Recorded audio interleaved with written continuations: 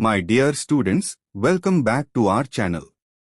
Students, in this video I am explaining Telangana Intermediate First Year. Subject Political Science, Civics. Part B. Short questions, 5 marks. Let's start quick revision. First important question is 1. What are the features of secular state? Unit 9. A secular state is a country that does not favor any religion. It treats all religions equally and does not involve itself in religious matters. Here are the main features. 1. No state religion. The government does not officially support or promote any religion. For example, in India, the state does not declare any religion as the state religion. 2. Religious freedom. Every citizen has the right to follow, practice, and propagate their religion freely. For example, in India, people can practice Hinduism, Islam, Christianity, Sikhism, or any other religion. 3. Equality for all religions. The government ensures that no religion is treated better or worse than another. In India, laws are made to ensure equal treatment for all religions, such as the right to equality in the Constitution. 4. Separation of religion and politics. The government does not allow religious groups to influence political decisions. For instance, in India, political leaders cannot promote their personal religious views while making decisions. In simple words, a secular state respects all religions, but does not allow any religion to control or influence the government. India, as a secular state, guarantees freedom and equality for all religions. Next important question is 2. What are the difference between state and society? Unit 2. The state and society are two important concepts, but they are different in many ways. 1. Definition. State. The state is a political organization that governs a country. It includes the government, laws, and institutions. For example, India is a state with a government, laws, and institutions like the police and courts. Society. Society is a group of people who live together and share common values, culture, and traditions. It is not about the government or laws but about the people and their relationships. For example, the people in a village or city who share customs, festivals, and social norms make up society. 2. Function. State. The main function of the state is to make and enforce laws, maintain order, and provide services like education, health, and security. For example, the police in India maintain law and order. Society. Society focuses on social and cultural aspects like traditions, customs, and relationships. People in society interact with each other in family, community, or friendship settings. 3. Authority. State. The state has legal authority to control and govern. Society. Society doesn't have legal authority but influences behavior through social norms. In simple words, the state is about government and laws, while society is about the people and their way of life. Next important question is 3. What are the differences between nation and nationality? Unit 3. Nation and nationality are related but have different meanings. 1. Nation. A nation is a large group of people who share common features like language, culture, history, and often live in a particular territory. A nation can be a country or a large community of people with a shared identity. For example, India is a nation because its people share a common history, culture, and language, even though there are many different religions and languages. 2. Nationality. Nationality refers to the legal relationship between a person and a country. It shows the country to which a person belongs and is often linked to citizenship. For example, If you are born in India, your nationality is Indian, which means you are legally a citizen of India. Differences. A nation is a group of people united by common factors like culture and history, while nationality is a legal status that identifies which country a person belongs to. For example, the Kashmiri people form a nation with shared culture, but their nationality may be Indian if they are citizens of India. In simple terms, nation is about the people and their shared identity, and nationality is about legal belonging to a country. Next important question is: 4. Distinguish between written and unwritten constitution. A written constitution and an unwritten constitution are two types of constitutions that define the rules and laws of a country. Here's how they differ. 1. Written constitution. A written constitution is a formal document that clearly outlines the laws, rules, and principles of a country. It is written down and codified. Example: India's constitution is written. It was adopted in 1950 and clearly states the rights, duties, and laws that govern the country. 2. Unwritten constitution. An unwritten constitution is not found in a single, formal document. Instead, it is made up of laws, traditions, and conventions that have developed over time. Example: the United Kingdom has an unwritten constitution. It is based on statutes, laws passed by the government, conventions, traditions, and judicial decisions, but there is no single written document. Key differences. A written constitution is clear, organized, and can be easily referred to, like in India. It is difficult to change and requires a formal process. An unwritten constitution evolves over time and can be more flexible. It is not fixed in one document like in the UK. In simple terms, a written constitution is clearly written down, while an unwritten constitution is based on traditions and practices. Next important question is: 5 essential elements of the state, Unit 2. A state is an organized political community that has certain essential elements. These are the key components that make a state functional. 1. Population.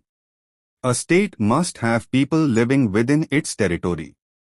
The number of people may vary, but a state cannot exist without a population. Example: India has a population of over 1.4 billion people. 2. Territory. A state must have a defined area or land. This includes boundaries with other states or countries. Example: India's territory includes land, rivers, mountains, and coastal areas. 3. Sovereign government. A state needs a government that has the authority to make and enforce laws. This government must be independent and able to make decisions without interference from other states. Example: India's government makes laws, enforces them, and controls its own affairs without outside control. 4. Recognition. A state must be recognized by other states or countries as an independent entity. Example: India is recognized by other countries as a sovereign state. In simple terms, the state is a community of people living in a specific area, governed by a government that has the authority to make decisions and recognized by other countries. These are the 4 essential elements that make a state. Next important question is: 6. Difference between state and government, Unit 2. The state and the government are two different concepts, though they are closely related. Here's the difference. 1. State. The state is a permanent and large entity that includes the people, territory, sovereignty, and government. It is the overall structure that governs a country and can exist even if the government changes. Example: India is a state. It includes all its people, the land it controls, the authority to make decisions, and the government that runs the country. 2. Government. The government is the group of people or organization that is in charge of running the state at a particular time. It is temporary and can change through elections or other means. Example, the government of India is made up of elected leaders, such as the Prime Minister and the Cabinet, who are responsible for running the country. Key differences. The state is permanent and consists of the people, land, and authority. It continues to exist even when the government changes. The government is a temporary body that makes decisions for the state and can change based on elections or political shifts. In simple words, the state is the country and its structure, while the government is the group of people who run it at a given time. Next important question is 7. Political rights, Unit 6. Political rights are the rights that allow individuals to participate in the political process and have a say in how the government is run. These rights ensure that citizens can influence government decisions and policies. 1. Right to vote. This is the most important political right. It allows citizens to choose their leaders by voting in elections. Example, in India, every citizen above the age of 18 has the right to vote in elections to choose their representatives like the Prime Minister and members of Parliament. 2. Right to stand for elections. This right allows citizens to run for public office, like becoming a member of Parliament, MP, or a state legislator. Example, a person in India can contest elections to represent their community and make decisions for the country. 3. Right to form political parties. Citizens can form political parties to represent their interests and compete in elections. Example, in India, political parties like the BJP, Congress, and Aam Aadmi Party, AAP, are formed by citizens to contest elections. 4. Right to petition. This right allows citizens to approach the government to express their views, needs, or grievances. In simple words, political rights allow people to participate in their country's political life, including voting, standing for elections, forming political parties, and expressing their opinions. Next important question is 8. Important features of rights, Unit 6. Rights are important because they protect individuals' freedom and dignity. Here are some key features of rights. 1. Inalienable. Rights cannot be taken away or transferred. Every person is born with them. Example, the right to life cannot be taken away from anyone, no matter what. 2. Universal. Rights are for everyone, no matter where they live, their religion or background. Example, the right to equality ensures that all people, regardless of caste or religion, are treated equally. 3. Protected by law. Rights are guaranteed and protected by the law. If someone violates your rights, you can seek help through legal means. Example, if someone denies you the right to education, you can take legal action under the Right to Education Act in India. 4. Fundamental. Rights are basic and essential for a dignified life. They are often written in a country's constitution. Example, the right to freedom of speech allows people to express their thoughts freely. 5. Equality. Rights ensure that all people are treated equally, regardless of their background or status. Example, the right to equality in India ensures that no one is discriminated against based on religion or gender. In simple terms, rights protect individuals' freedoms and ensure justice, fairness, and equality for everyone. Next important question is 9. What is the role of public opinion in democracy? Public opinion plays a crucial role in a democracy. It refers to the views, opinions, and attitudes of the general public on important issues. In a democracy, the government is elected by the people, so it must listen to and consider their opinions. Here's how public opinion impacts democracy. 1. Influencing policy decisions. Public opinion helps shape government policies.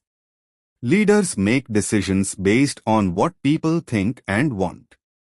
Example, in India, public opinion about pollution led to stronger environmental policies like stricter laws on air quality. 2. Elections and voting. During elections, politicians pay attention to public opinion to understand what people want. Voters use their opinions to choose their leaders. Example, if the public demands better healthcare, political parties may focus on healthcare promises during their campaigns. 3. Holding government accountable.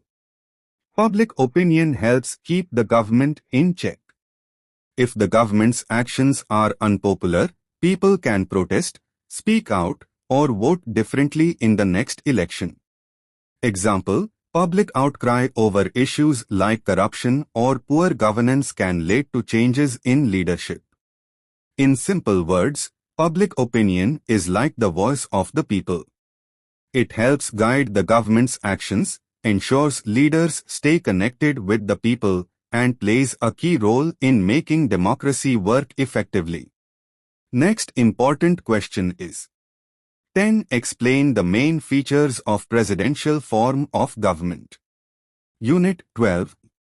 The presidential form of government is a type of political system where the president is both the head of state and the head of government. Here are its main features. 1. Separate powers. In this system, the executive, president, and legislative, Congress or Parliament branches are separate. The president does not depend on the legislature to stay in power. Example, in the United States, the president is not elected by the legislature and is independent of it. 2. Direct election of the president. The president is elected directly by the people through elections, making them accountable to the citizens. Example, in the US, people vote for the president in national elections. 3. Fixed term. The president serves for a fixed term, usually 4 or 5 years, and cannot be removed easily except through impeachment. Example, in the US, the president serves a 4-year term and can be re-elected for 1 more term. 4. Strong leadership. The president has significant power and can make decisions without needing approval from the legislature. Example, the US president can veto laws passed by Congress. 5. No fusion of powers. Unlike the parliamentary system, like in India, there is no overlap between the executive and legislative branches. In simple terms, in a presidential government, the president holds strong powers and works separately from the legislature. Next important question is 11. Relation between political science and other social sciences. Political science is the study of politics, government, and policies. It is closely related to other social sciences because they all study human behavior and society. Here's how political science connects with other social sciences. 1. Economics. Economics studies how resources are used and distributed. Political decisions, like tax policies or government spending, are often influenced by economic theories. Example, a government may create economic policies based on political decisions, such as setting taxes to boost the economy. 2. Sociology. Sociology studies society and human behavior in social groups. Political science and sociology both examine how societies organize and how political systems affect people. Example, political movements, such as those for women's rights, are studied by both political scientists and sociologists. 3. History. History helps us understand past political systems, revolutions, and decisions that have shaped today's political world. Example: the study of India's independence movement is essential for understanding India's political system today. 4. Psychology. Psychology studies human behavior and thought processes. Political science looks at how people's beliefs and emotions affect voting behavior and political decisions. Example: the way people react to political campaigns is studied in both political science and psychology. In simple words, political science works together with other social sciences to understand how societies function, how governments work, and how people interact with political systems. Next important question is 12 Types of Equality, Unit 4E. Equality means treating everyone fairly and without discrimination. There are different types of equality, which ensure that all people have the same rights and opportunities. Here are the main types. 1. Social equality.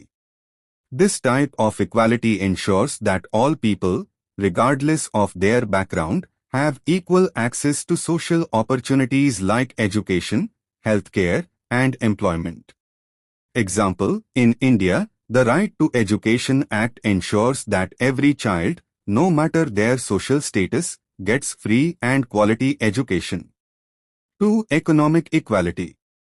Economic equality means that everyone has equal opportunities to earn a living and access economic resources.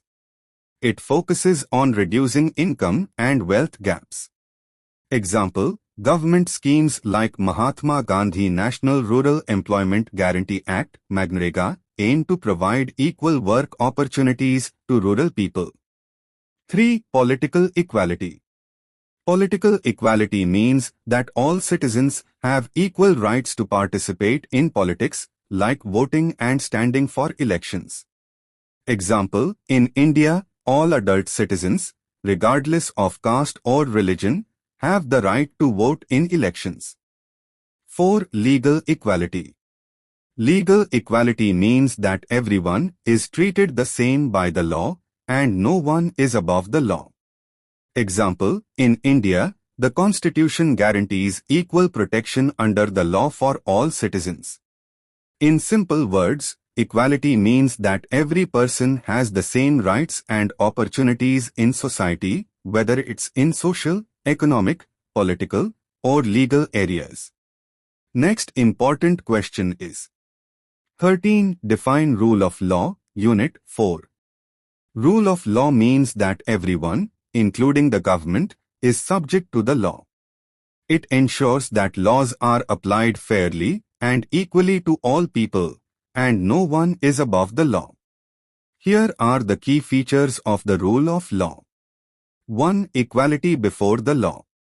Every person, regardless of their status, must follow the law. Whether you are rich, poor, or powerful, the law applies equally to everyone.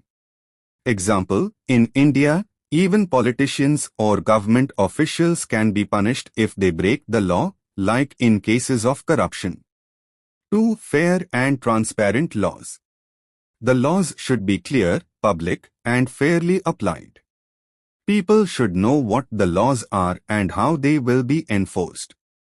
Example: in India, the Right to Information (RTI) Act allows citizens to ask for information about the government's work.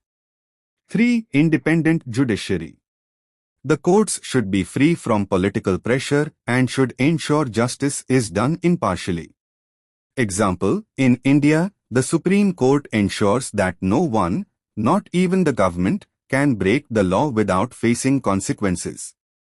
In simple words, rule of law means that laws protect everyone equally and ensure fairness, no matter who you are. It stops any person or group from abusing power. Next important question is 14. Sources of law, Unit 4. Sources of law are the places or systems from which laws are created or derived. In a country, Laws are made to govern the behavior of people and maintain order. Here are the main sources of law. 1. Constitution. The Constitution is the supreme law of a country. It provides the basic principles and rules for governing the country.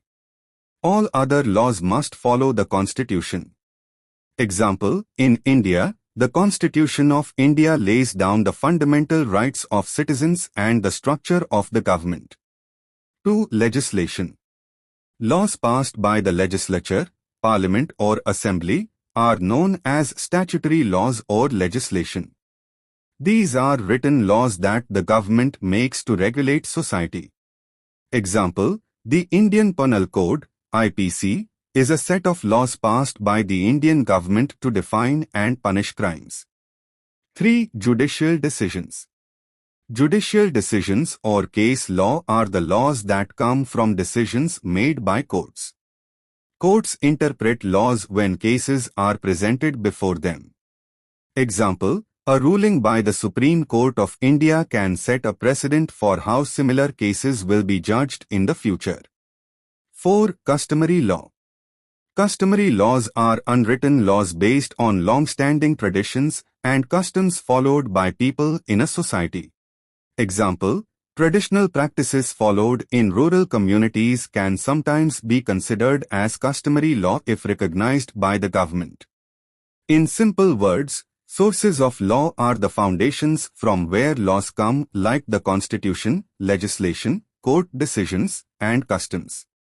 Next important question is 15. Characteristics of liberty, Unit 4. Liberty refers to the freedom of individuals to act, speak, or think as they choose within the limits of the law. Here are the key characteristics of liberty. 1. Freedom of choice. Liberty allows people to make their own choices and decisions without being controlled by others. Example, in India, people have the freedom of speech, meaning they can express their opinions without fear of punishment, as long as it doesn't harm others. 2. Protection of rights. Liberty ensures that a person's basic rights, such as the right to life, property, and freedom, are protected by law. Example, the right to education in India ensures that all children have the liberty to receive an education. 3. Non-interference. Liberty means that no one, including the government, should interfere with a person's freedom unless it is necessary to protect others. Example, the government can only limit freedom, like freedom of movement, for public safety, such as during a health crisis like COVID-19. 4. Equality and responsibility. Liberty is not absolute. It comes with responsibilities and the need to respect the freedom of others. Example, a person is free to express their opinion, but they must not harm or insult others in the process. In simple words, liberty is the freedom to live as you choose, but with respect for others' rights and following the law. Next important question is 16. Types of justice, Unit 4. Justice means fairness and giving each person what they deserve. There are different types of justice to ensure fairness in society. Here are the main types. 1. Distributive justice. This type of justice focuses on the fair distribution of resources, wealth, and opportunities among all members of society. Example, in India, government schemes like Mahatma Gandhi National Rural Employment Guarantee Act, MGNREGA, aim to provide jobs and financial support to the rural poor, ensuring they get a fair share of resources. 2. Corrective justice. Corrective justice deals with correcting wrongs or imbalances. It ensures that when someone is harmed, they are fairly compensated or the wrong is fixed. Example, if someone steals or damages another person's property, the law ensures the person who is harmed gets compensation or the wrongdoer is punished. 3. Retributive justice. Retributive justice is about punishing the wrongdoer. The punishment should fit the crime to ensure fairness and deter future crimes. Example, if someone commits a crime like theft, they are punished according to the law, ensuring the punishment is proportional to the crime. 4. Restorative justice. This type of justice focuses on repairing the harm caused by a crime. It encourages offenders to make amends. Example, in some cases, criminals may work with victims to apologize or compensate for the harm done. In simple words, justice ensures fairness, whether it's about distributing resources, correcting wrongs, punishing crimes, or restoring harmony. Next important question is 17. How a citizen loses citizenship? Unit 7. A citizen can lose their citizenship in several ways. Here are the main ways in which a citizen can lose their citizenship. 1. Renunciation. A citizen may voluntarily give up their citizenship by making a formal declaration. This is known as renunciation. Example, if an Indian citizen moves to another country and decides to become a citizen there, they may renounce their Indian citizenship. 2. Deprivation. The government can take away a person's citizenship under certain circumstances, such as when the person engages in activities against the country. Example, if an Indian citizen is found guilty of treason or betraying the country, the government can deprive them of their citizenship. 3. Acquiring another citizenship. If a citizen of India becomes a citizen of another country, they automatically lose their Indian citizenship, as India does not allow dual citizenship.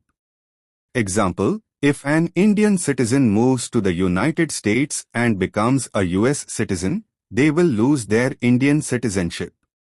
4. Termination. If a person does not fulfill the requirements of the country's laws for maintaining citizenship, such as living in the country for a required number of years, they may lose their citizenship. Example, a person who has left India for many years and doesn't return or follow necessary rules may lose their citizenship.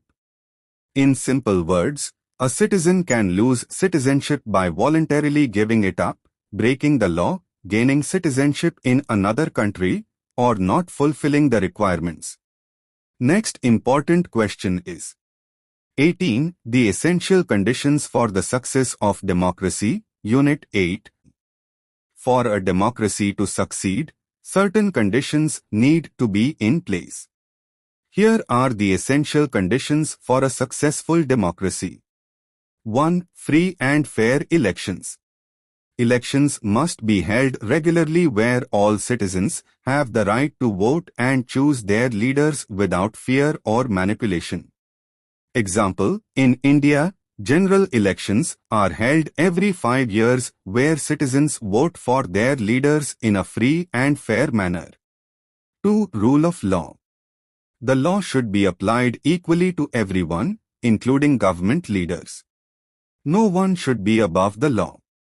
Example, in India, if a politician breaks the law, they are held accountable, just like any other citizen. 3. Active participation of citizens. Citizens should actively participate in the political process by voting, expressing opinions, and being aware of their rights. Example, people taking part in public protests or campaigns for issues like women's rights or education are an important part of democratic participation. 4. Separation of powers. There should be a clear division between the legislative, executive, and judiciary branches of government to avoid the concentration of power. Example, in India, the Parliament, President, and Supreme Court work independently to ensure checks and balances. 5. Respect for human rights. Democracy thrives when all people's rights, like freedom of speech, are respected and protected. Example, in India, freedom of speech allows citizens to express their opinions openly. In simple words, A successful democracy needs fair elections, the rule of law, active citizen participation, balanced power, and respect for rights.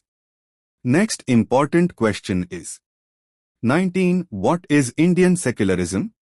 Unit 9.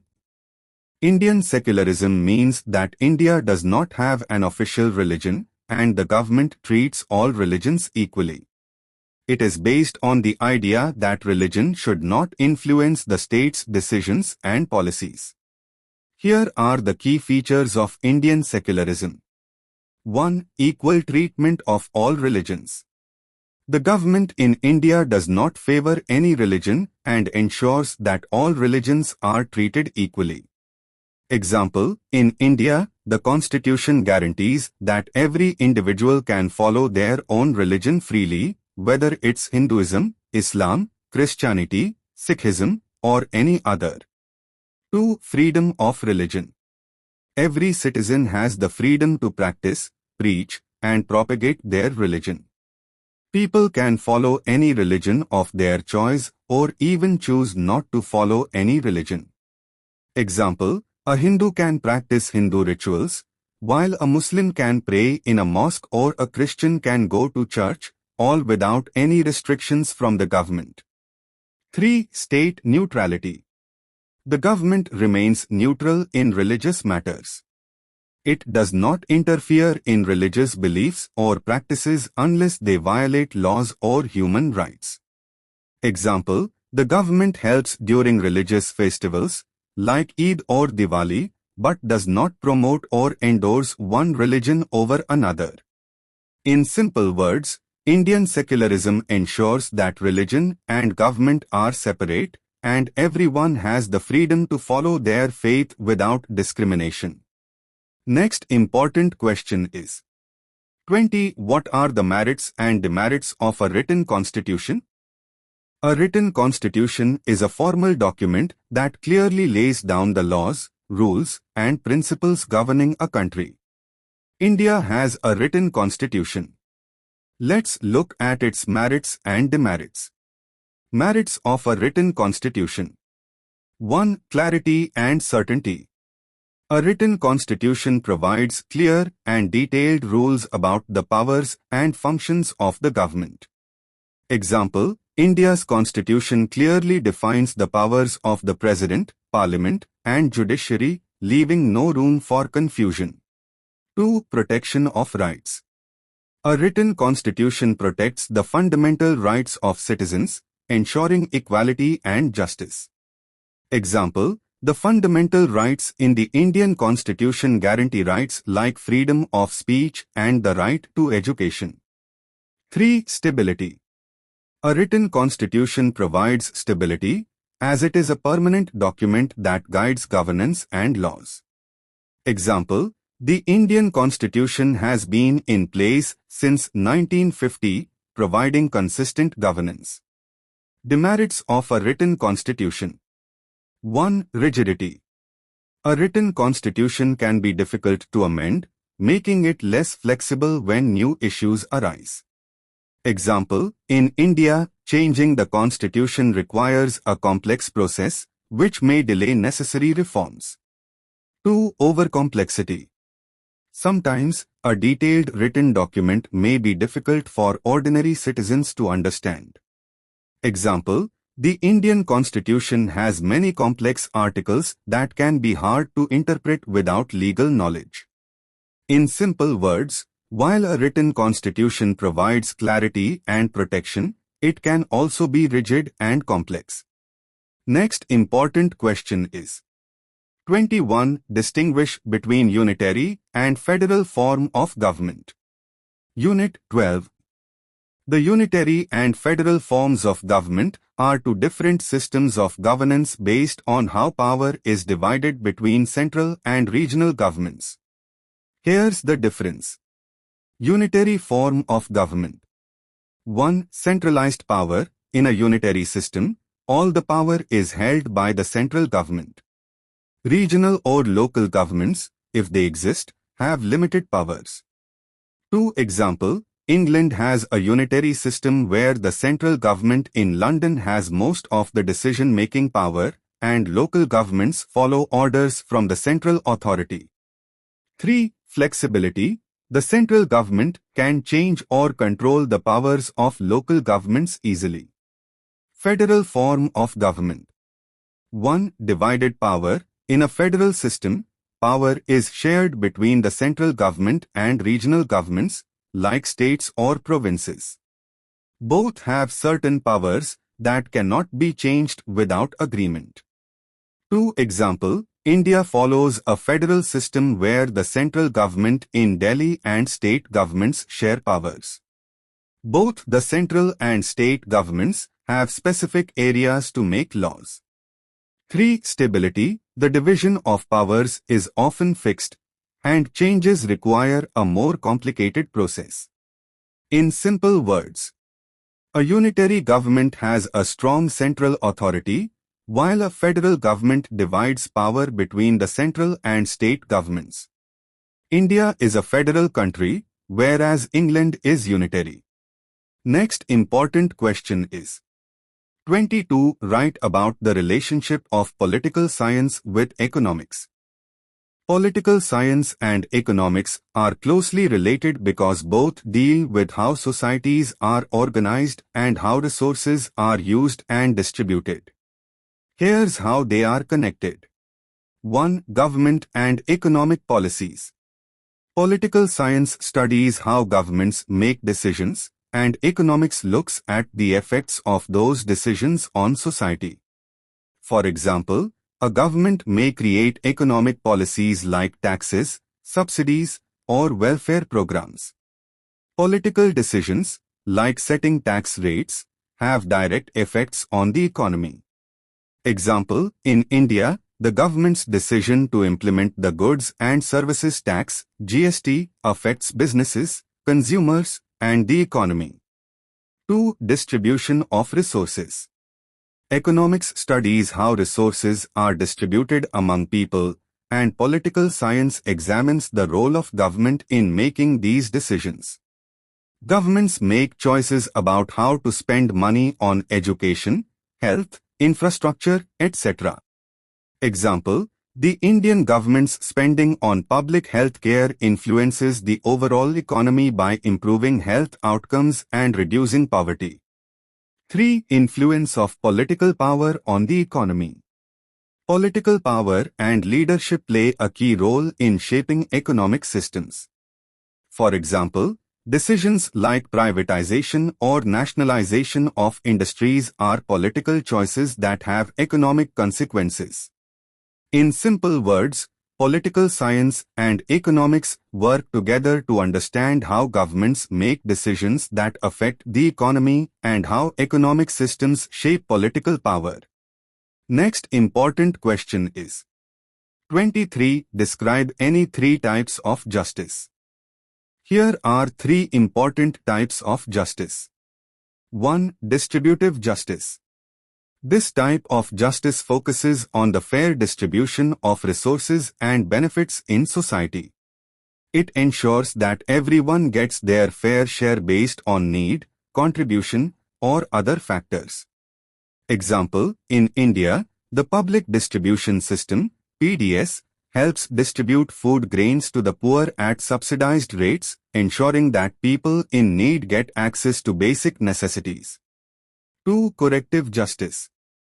Corrective justice aims to fix wrongs or harms caused by unfair actions. It involves providing compensation or punishment to make things right. Example, if someone is harmed in an accident caused by another person's negligence, the court may order the responsible person to pay compensation. This is corrective justice. 3. Retributive justice. Retributive justice focuses on punishing those who break the law. The punishment should be proportional to the crime committed, ensuring fairness and deterrence. Example, in India, someone who commits theft may be sentenced to prison for a certain time. This punishment is meant to ensure fairness and prevent future crimes. In simple words, Justice is about ensuring fairness, whether it's distributing resources, correcting wrongs, or punishing crimes. Next important question is 24. Explain the fundamental duties. Fundamental duties are a set of moral responsibilities mentioned in the Indian Constitution that every citizen should follow to help build a better nation. These duties remind citizens to respect the country's laws, culture, and values. They were added to the Constitution by the 42nd Amendment in 1976. Here are a few important fundamental duties. 1. Respect the Constitution. Every citizen should respect the Constitution, national symbols, and the country's heritage. Example, standing for the national anthem shows respect for the nation. 2. Promote harmony and brotherhood. Citizens should promote unity, peace, and brotherhood among people from different communities and cultures. Example, celebrating national festivals like Independence Day and Republic Day together helps build unity. 3. Protect the environment.